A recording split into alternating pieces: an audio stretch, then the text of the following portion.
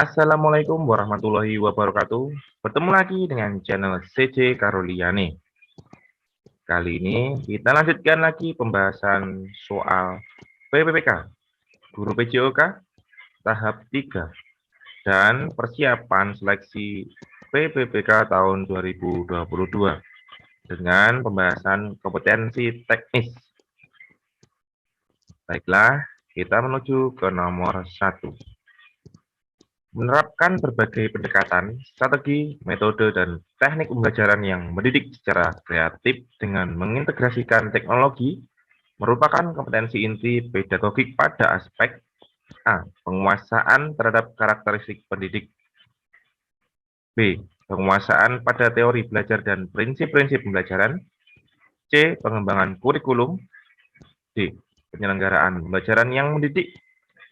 Atau E. Berkomunikasi pada peserta didik. Pembahasannya berikut ini disajikan ketujuh aspek, bukan 7 ya, tapi 4 aspek kompetensi pedagogik beserta indikatornya. Ini bukan 1.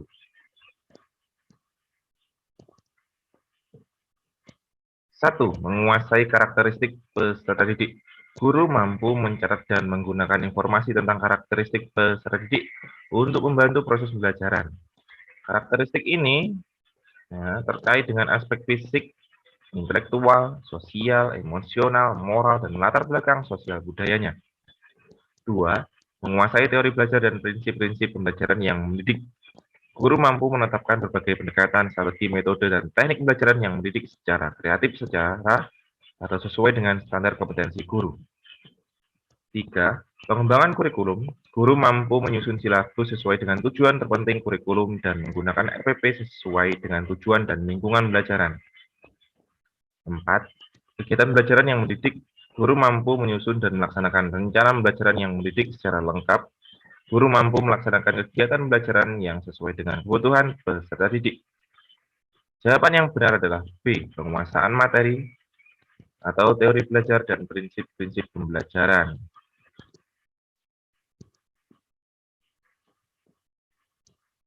Nomor 2. Teori ini memandang belajar sebagai hasil dari pembentukan hubungan antara rangsangan dan luar.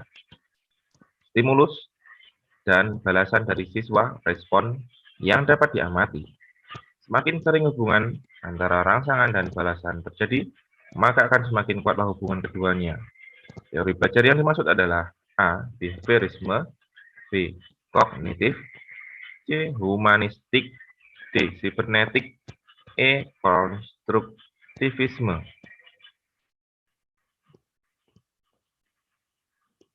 Menurut B.F. Skinner, teori belajar behaviorisme adalah hubungan antara stimulus dengan respon yang ditunjukkan individu atau subjek, terjadi melalui interaksi dengan lingkungan.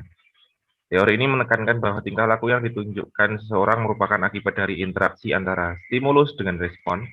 Teori ini berkembang dan cenderung mengikuti aliran psikologi belajar, lantas menjadi dasar pengembangan teori pendidik dan pembelajaran saat ini.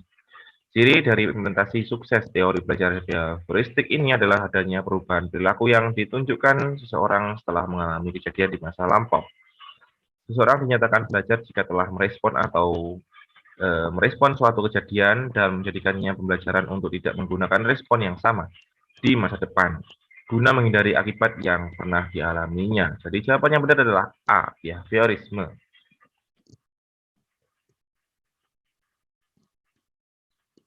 Nomor 3. Di dalam proses pembelajaran, para siswa dihadapkan dengan situasi di mana ia bebas untuk mengumpulkan data, membuat dugaan, hipotesis, mencoba-coba, trial and error, mencari dan menentukan keteraturan atau pola, mengeneralisasikan atau menyusun rumus beserta bentuk umum, membuktikan benar tidaknya dugaan tersebut.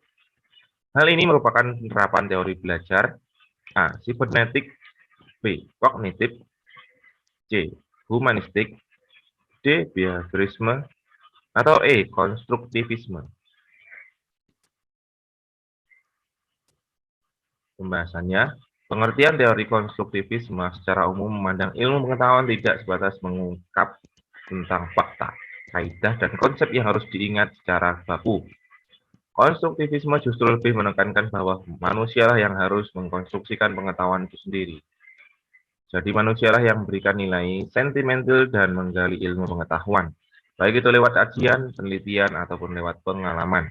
Ada banyak cara untuk melakukan konstruksi dan mengembangkan ilmu pengetahuan. Jawaban yang benar adalah E, konstruktivisme.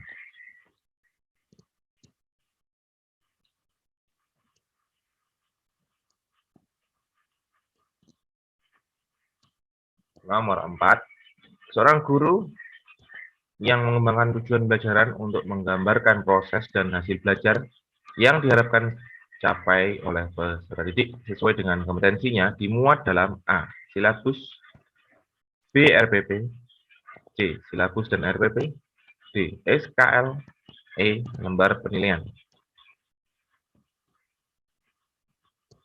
Pembahasannya, rencana pelaksanaan pembelajaran RPP adalah rencana yang menggambarkan prosedur dan mengorganisasikan pembelajaran untuk mencapai suatu kompetensi dasar yang ditetapkan dalam standar isi dan dijabarkan dalam silabus. Standar tahun 2012, halaman 263. Tujuan rencana pelaksanaan pembelajaran adalah untuk satu, mempermudah, memperlancar, dan meningkatkan hasil proses belajar mengajar. Dua, dengan menyusun rencana pembelajaran secara profesional, sistematis, dan berdaya guna, maka guru akan mampu melihat, mengamati, menganalisis, dan memprediksi program pembelajaran sebagai kerangka kerja yang logis dan terencana. Jawaban yang benar adalah RPP, ya. Tujuan pembelajaran itu ada di RPP.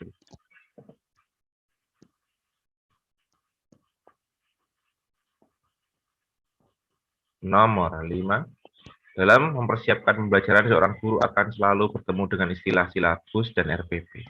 Silabus dan RPP sama-sama sebagai rencana proses pembelajaran. Perbedaannya adalah sebagai berikut. A. Silabus berisi kompetensi dasar, sedangkan RPP mengarahkan kegiatan belajar untuk mencapai kompetensi dasar.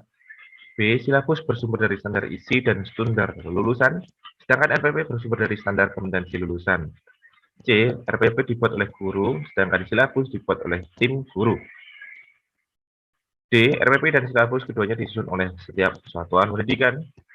E. Dalam silabus dijelaskan metode, media belajar, sumber belajar, langkah-langkah pembelajaran, evaluasi secara rinci. Dan pembahasannya, silabus juga bermanfaat sebagai pedoman untuk merencanakan pengelolaan kegiatan pembelajaran, misalnya kegiatan belajar secara klasikal, kelompok kecil, atau pembelajaran secara individual. Dengan demikian, silabus sangat bermanfaat untuk mengembangkan sistem penilaian. Tujuan RPP adalah mempermudah, memperlancar, dan meningkatkan hasil proses belajar mengajar. Dengan menyusun rencana pembelajaran secara profesional, sistematis, dan berdaya guna, maka guru akan mampu melihat, mengamati, menganalisis, dan memprediksi program pembelajaran sebagai rangka kerja yang logis dan terencana. Jadi jawaban yang benar adalah A. Silabus berisi kompetensi dasar, sedangkan RPP mengarahkan kegiatan belajar untuk mencapai kompetensi dasar tersebut.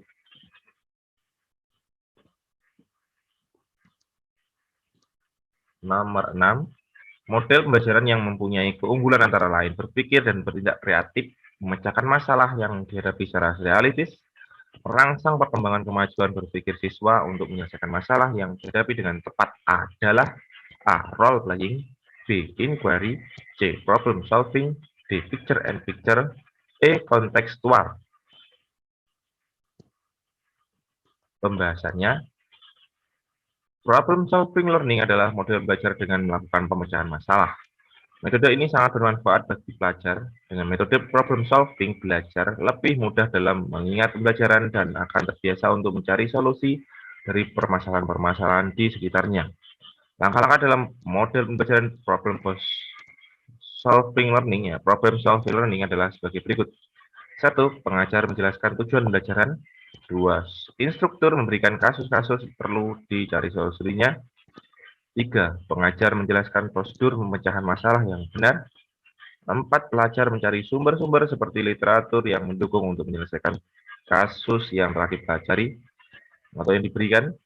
5. Peserta didik menetapkan beberapa solusi yang tepat untuk diambil dalam menyelesaikan kasus. 6. Pelajar mempresentasikan solusi tersebut. Jadi jawabannya adalah problem solving. Ini bagus sekali, ya, untuk mata pelajaran PJOK. Siswa di mana dilihatkan permasalahan-permasalahan sepak bola, bulu tangkis, dan lain sebagainya. Dan mereka semuanya diskusi untuk menyelesaikan masalah tersebut. Dan solusi-solusi yang dibuat dipresentasikan di depan kelas. Bagus sekali ini. Problem solving. Lanjut kita ke nomor 7. Seorang guru mengajukan pertanyaan kepada siswa dengan tujuan agar siswa tersebut mengingat kembali materi pelajaran yang sudah dipelajari sebelumnya. Hal tersebut termasuk kegiatan A. Memberikan acuan, B. Melaksanakan tes awal, C. Memberikan bimbingan, D. Membuat kaitan, E. Meningkatkan motivasi. Pembahasannya, apersepsi merupakan kegiatan yang dilakukan oleh guru untuk menarik perhatian peserta didik supaya fokus pada ilmu atau pengalaman baru yang akan disampaikan oleh guru. Dengan melakukan apersepsi, guru dapat lebih memastikan jika peserta didik sudah siap dalam menerima pembelajaran. Ketika anak masuk ke dalam kelas, belum tentu di benaknya itu dikejar atau belajar. Di kelas, di pikirannya masih ada bermain game, bermain bersama temannya, chatting dengan teman-temannya di grup WA, atau waktu yang dihabiskan pada saat istirahat di luar kelas. Jadi, jawaban yang benar adalah membuat kaitan.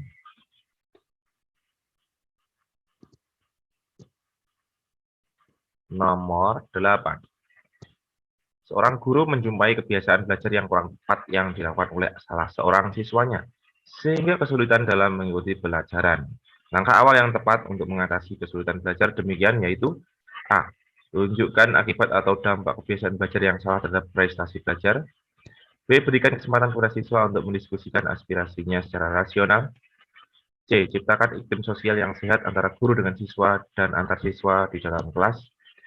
D. Susun aturan atau batasan-batasan dalam proses pembelajaran. E. Berikan kesempatan memperoleh pengalaman yang menyenangkan atau memperoleh sukses dalam belajar meskipun prestasinya minimal.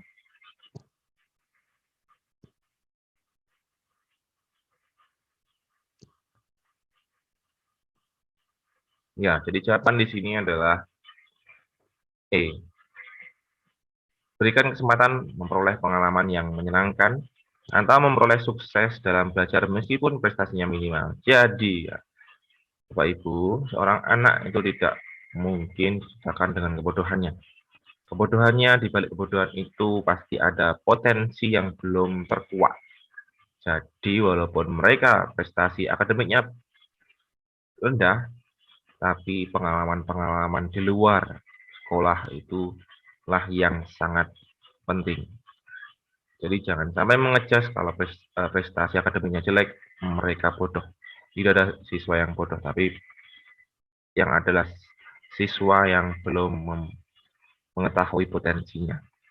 Jadi jawaban nomor 8 adalah E. Berikan kesempatan memperoleh pengalaman yang menyenangkan atau memperoleh sukses dalam belajar meskipun prestasinya minim. Lanjut kita ke nomor 9. Faktor penting. Faktor yang penting dipertimbangkan oleh seorang guru dalam melaksanakan diskusi pemecahan masalah pada proses belajar adalah A. Waktu yang tersedia untuk melaksanakan diskusi. B. Rumusan masalah yang harus didiskusikan. C. Jumlah peserta didik yang mengikuti pembelajaran. D. Motivasi belajar siswa. E. Ruang yang tersedia.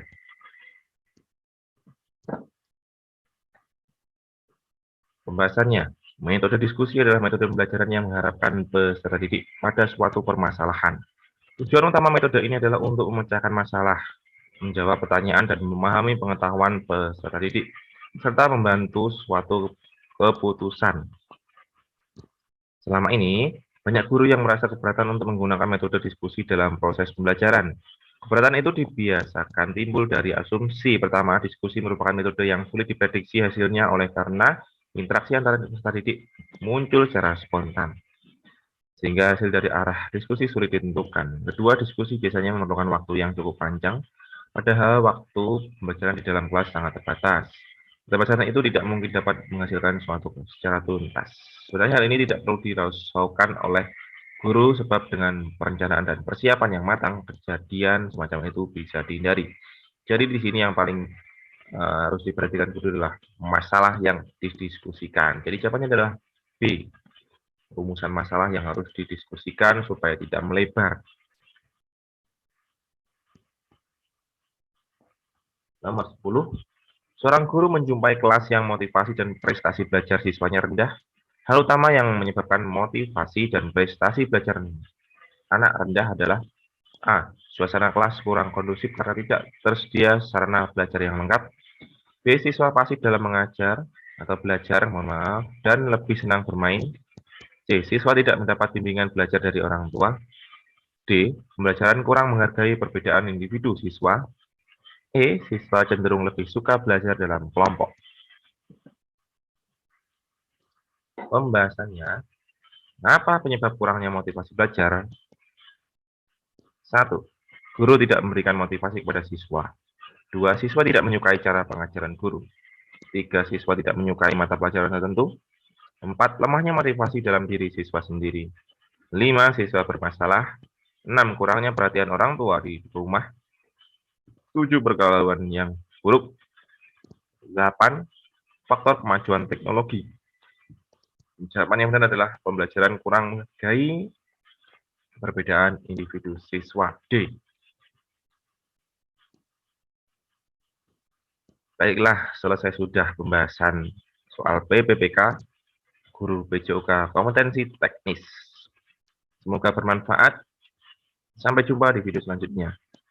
Assalamualaikum warahmatullahi wabarakatuh.